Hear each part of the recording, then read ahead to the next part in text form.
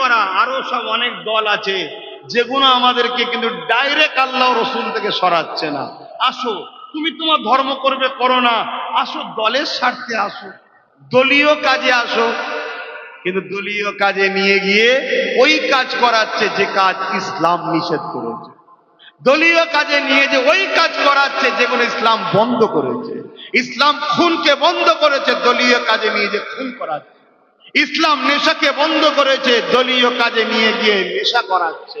ইসলাম লুটাকে বন্ধ করেছে, জুলুম করাকে হারাম করেছে, দলীয় কাজের নামে গরিবের ঘর ভাঙাচ্ছে, গরিবের উপরে জুলুম করছে, মানুষের সম্পদকে দখল করছে। করছে না?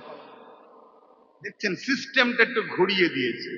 কেন? ডাইরেক্ট যখনই বলবে তখনই যেমন সব মুসলমান এক কথায় থুতু নিক্ষেপ করে দিয়েছে। কথা বুঝে আসছে না? বুঝতে পারছি না, ইশারায় বললে বুঝতে পারছি। আশা করছি সব বুঝছে। হ্যাঁ, কেন? ও ডাইরেক্ট। আমরা সবাই জানি দুশ্মন, কিন্তু এখন আরো অনেকে দুশ্মন আছে না?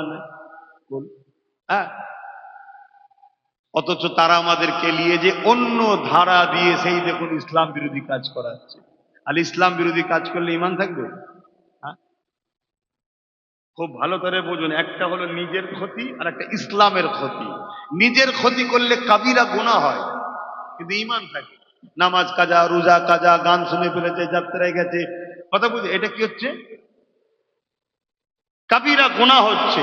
আর আরেকটা হলো কি ইসলামের ক্ষতি, আমার ভাইদের দ্বারা ইসলামের ক্ষতি করাচ্ছে।